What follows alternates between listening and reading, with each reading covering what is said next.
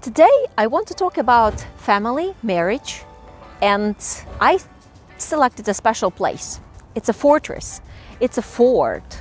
Fort right in the center of Kiev. Fort built to protect the city from enemies. There are several forts like this. There are real cannons there, right there behind me on top. And talking about family and talking about fortress, I want to talk about how to build a family, how to basically get married. The video now is about your marriage with a Ukrainian woman, like you want it, the way you want, the best way you want to create it. So how to get married to a Ukrainian woman, how to organize your marriage, where to get married, how to move forward in your steps of organizing your relationship. My name is Natalie Koval. I'm an international matchmaker with hundreds of happily married couples between Ukrainian women and foreign men. And now the story is about building the family, tying the knot, technicalities of creating your fortress, the best fortress in your life, which is your family. So let's talk about getting married.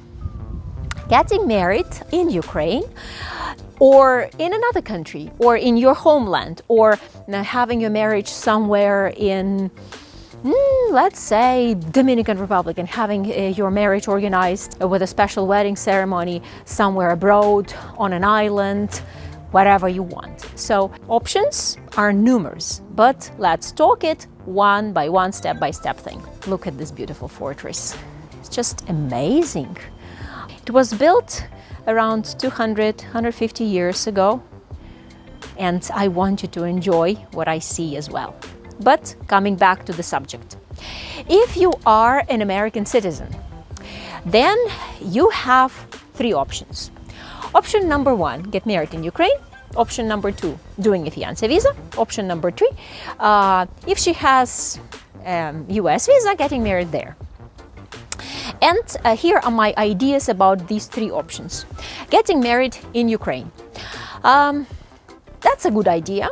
For some people who have already decided to get married and have no worries about their changing their minds or making another step or doing something else, they have decided, they have agreed about everything, they have made all the rules for their family, and they get married, and that's it. Then, yes, it's a good option. The process of family reunification is very similar to the process of arranging a fiancé visa. Takes about the same time, so you won't miss much. And from the technical point of view, a wife is already receiving, is like one step forward, because she's got different status than just a fiancé, so she's receiving her status documents faster.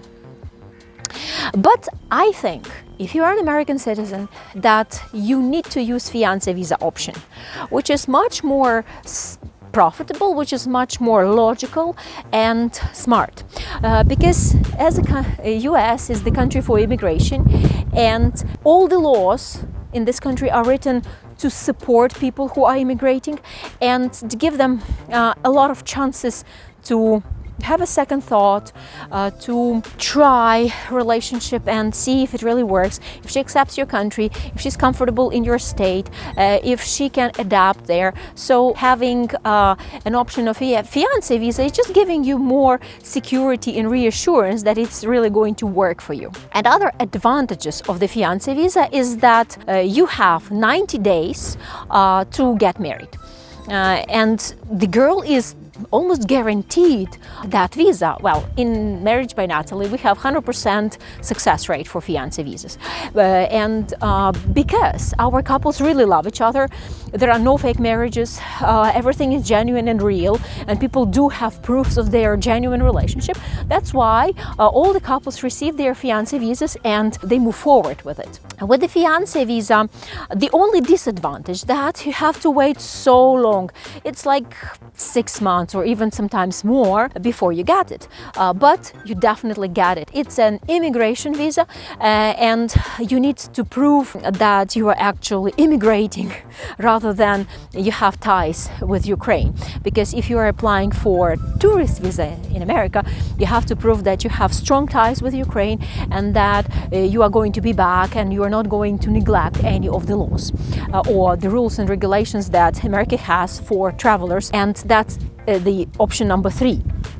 Because the third option is she's got a tourist visa and you like each other and you decide to go and get married. Well, America doesn't like it because it's going to be like you are lying to your government, because she was granted a visa for tourism and suddenly you decide to get married. So I don't advise you to use that option, because the couples that tried that, they had a lot of difficulty proving their status, proving that it's not fake marriage, proving that the relationship is for real, and government wasn't supportive of that. Let's put it that, let's say the least. So basically, the best option, in my opinion, for America is doing a fiancé visa. Now, if you are European, Australian, New Zealander, or belonging to any other country, I don't think you have an option of a fiancé visa. The same for Canada. Fiancé visa is great in America, of course, but if you are a European citizen, if you are Australian, New Zealander, Canadian, you basically have 2 options: getting married in Ukraine and doing family reunification, or getting married in your country. But then a lady has to have her visa. So to say, if it's Canada, it's a little bit more complicated. If it's Europe, basically, it's easy. So it doesn't make any big difference from what I've seen in my experience, but there are nuances. In each country, people have their own laws about family reunification and about the details, about the documents you need to have, about the proofs that you need to bring, that you are real family, that you have real relationship. And I strongly advise you to start checking those rules and learning what it is that is so necessary for you to formalize your relationship. What kind of paperwork is necessary, what kind of documents you need to bring, and if you need to bring them especially legalized, they say you need an apostille or apostille, which is a special stamp that is given by the Ministry of Foreign Affairs in Ukraine, and that document proves that the document in front of you is legal and is done in accordance to the international laws. So study more the matter of marriage in your particular country. But usually in Europe, the documents that you need are her divorce certificate if she was married, her change of name paper saying that she was changing her surname if she was. Then if she's got children, their birth certificate, likewise a woman's birth certificate, and all those documents needs to have an apostille. I also advise that you take care of documents related to the woman's and her children's education, because it's save your time and use it wisely. If you're going to put those apostilles on papers, like make it on all the documents that related to the woman's life, and then it will be a package that you can use anytime and you don't have to think about you have it or not. Getting married in Ukraine is actually very easy. With the recent couples that got married in August 2020, we sent them to register their marriage in a special office created by Ministry of Family, actually Ministry of Jurisdiction. We sent them to the special office by Ministry of Jurisdiction, and they had to pay around 10,000 hryvnia, which is roughly 400 something bucks, and 3 days and you have a wedding. So that's easy. Yes, of course, they take 3 days because they are checking your passport as an international citizen. They make sure you aren't searched by international police or something like that. And if all is good with you, then you know, usually all is good with you guys because good guys are coming to find their wives in Ukraine. Bad guys stay home and do their bad things home.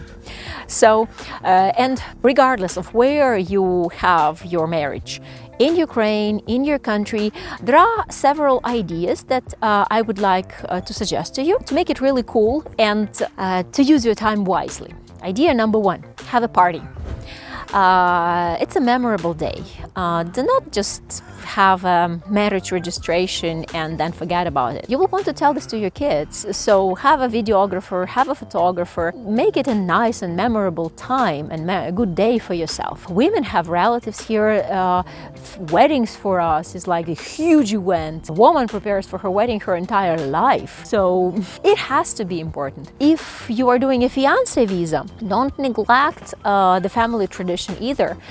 You can have a small party, like we call it engagement party, when she's inviting her dearest friends, dearest members of her family, and maybe you take a restaurant, you hire a nice table in a restaurant and you enjoy, or even at the girl's home. It just all depends how you agree about it.